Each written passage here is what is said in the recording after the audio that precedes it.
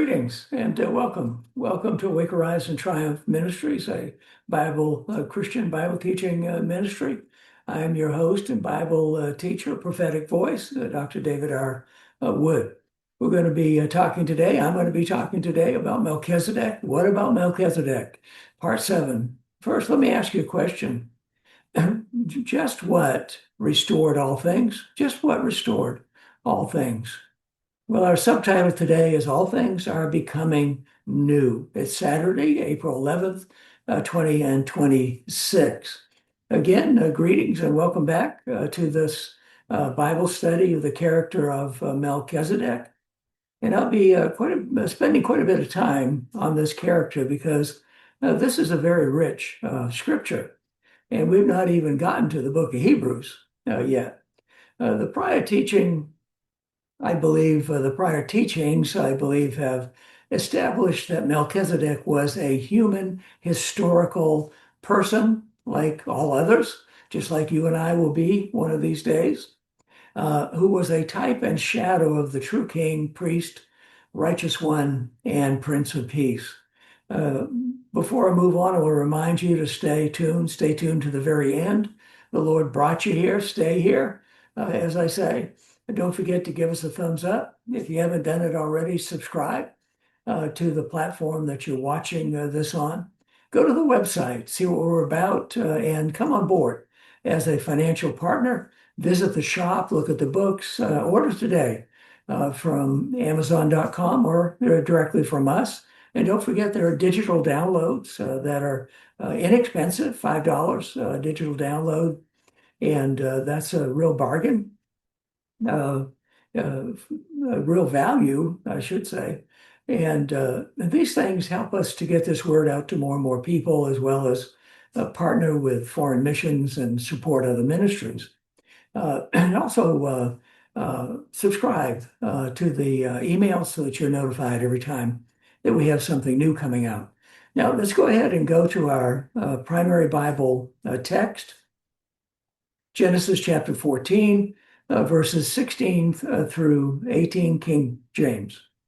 And he, Abram, brought back all the goods and also brought again his brother Lot and his goods, the women also, and the people. And remember, we said this was a type and shadow of Jesus and the bringing of the Jubilee, where every person is restored. Debts are forgiven, they're restored to their family, and so on. And the king of Sodom, representing the devil, went out to meet him. And remember, we talked about this, that there's always two people in your life. One came from Sodom, and one came from the devil, and one came from God.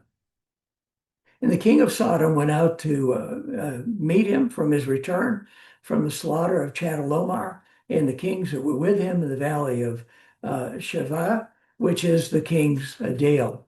And Melchizedek, the one from God, king of Salem. So he was not only king of righteousness, king of right doing, king of justice, but a king of peace. Brought forth bread and wine, and immediately we see this as the communion table. We see Jesus everywhere here. And he was priest of the Most High God.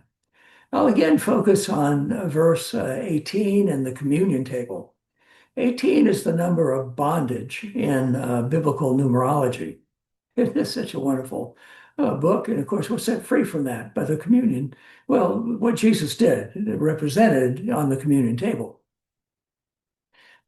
It's a wonderful book. The blood of Jesus, and Jesus was the bread of life, the unleavened bread, is the one who freed us from the bondages of Satan. It's all in that one verse. Now let's look at Jesus sharing communion with his disciples on the same day as his crucifixion. So let's go to Luke chapter 22 and verse 14 through 20, King James. And when the hour was come, he, Jesus, sat down, and the 12 apostles with him. And he said to them, with desire, I have desired to eat this Passover with you before I suffer. He's talking about going to the cross, fulfilling his primary mission in the earth. Verse 16, for I say unto you, I will not any more eat thereof until it be fulfilled in the kingdom of God. And he took the cup and gave thanks and said, Take this and divide it among yourselves. Verse 18, For I say unto you, I will not drink of the fruit of the vine until the kingdom of God shall come. And he took bread and gave thanks and broke it and gave unto them, saying, This is my body, which is given for you. Do this in remembrance of me.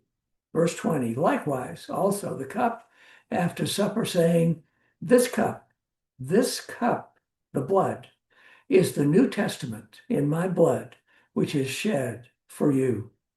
It is the 14th of Nisan, sometime before 6 p.m., or it could be after 6 p.m. It's not really clear. And maybe somebody listening here has a clear view on it. And they're partaking in what's commonly referred to as the Last Supper. It's less than 24 hours, and he'll be in the tomb.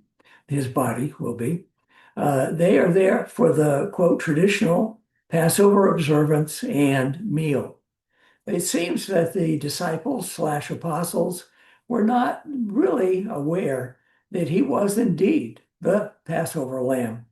Jesus is telling his 12 apostles, which included Jesus, not Jesus, Judas Iscariot, which included Judas Iscariot, that the Passover was prophetic of a coming Passover, and that Passover had arrived. He is our Passover. They are about to partake of the cup, which is symbolic of his blood that'll blot out all sin. He tells them he'll not drink of the fruit of the vine until the kingdom of God has come. When is that? When is the kingdom of God come? With his resurrection, when sinful flesh has been dealt with and the Holy Spirit can inhabit, and we become one spirit, can inhabit us, and we can become one spirit with him.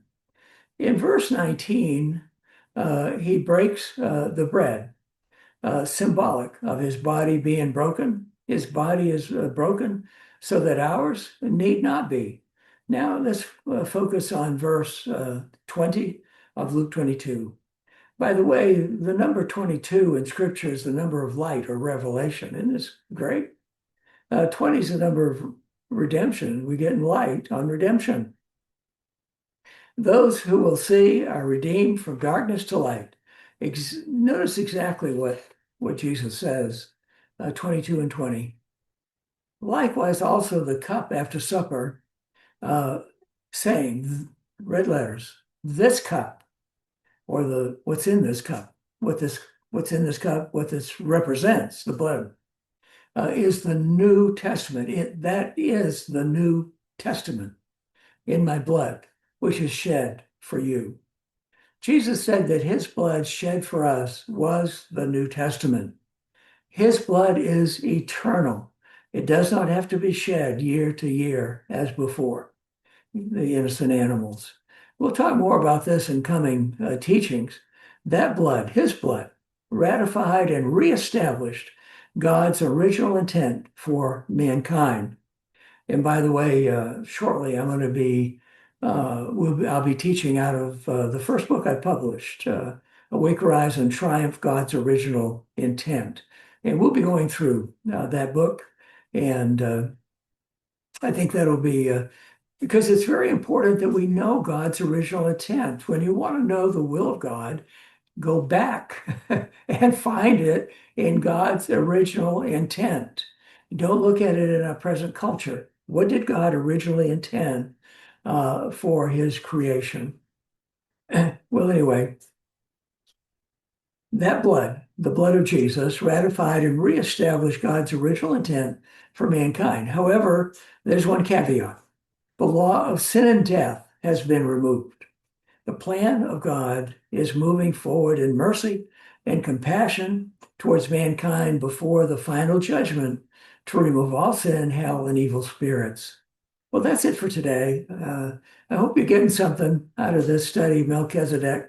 What's our take home? Number one, his body was broken so that ours could be whole. Number two, and sin removed so that he had access through that veil. You remember on the cross, yeah, when he died, that veil was split top to bottom. God could come out to us, we could go into him. That veil represented sinful flesh. It separated us from God. But now we can be inhabited of the Holy Spirit.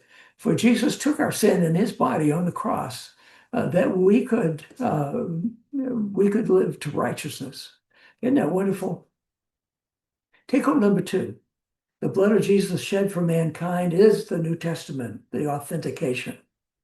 Take home three. The final Passover is restoring all things.